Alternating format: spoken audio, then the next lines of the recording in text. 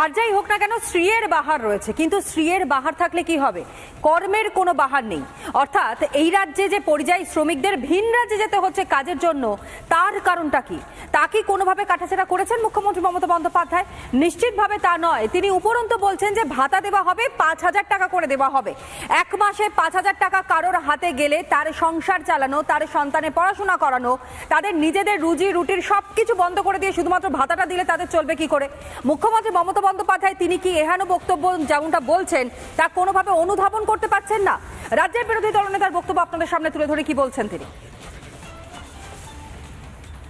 আমরা এখন পরিযায়ী শ্রমিকরা ডেলি 5,000 টাকা রোজগার করে।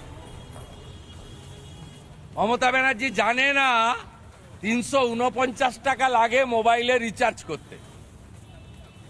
ডেলি যদি মোবাইল ঘাঁটেন দুবার রিচার্জ করতে হয়, 700 টাকা লাগে।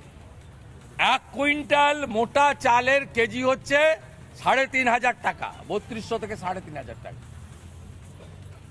15 টাকা প্রায়, কখনো 14-15 আলুর কেজি। 5,000 টাকায় কিছু হয় না। 5,000 টাকা ডেলি রোজগার যারা করেন তারা 5,000 টাকার লোভে, তাও তো আপনি 6 মাসের জন্য দেবেন, ভোটের পরে বন্ধ হবে। আর এদিকে পশ্চিম মেদিনীপুরের দাসপুরের খবর আপনাদের সামনে তুলে ধরি।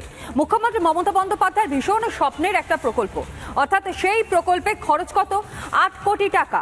2000 সালে যেই প্রকল্পের 2020 সালে ঘোষণা হলো, 2025 সালে ভার্চুয়াল উদ্বোধন হয় এই গোল্ড হাবের, কিন্তু আজও সেফ একটি নীল সাদা দালান ছাড়া আর কিছুই নেই গোল্ড হাবে। শুধুই বড় বড় ঘোষণা, কাজের বালাই নেই। মুখ্যমন্ত্রী ঘোষণা সত্ত্বেও হলো না কেন কোনো গোল্ড হাব?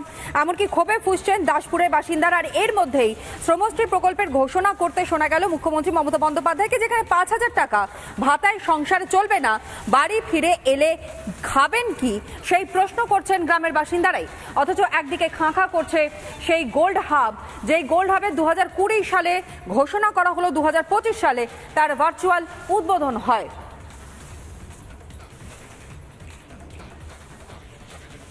কি কাজ আছে? কি কাজটি আছে বলো?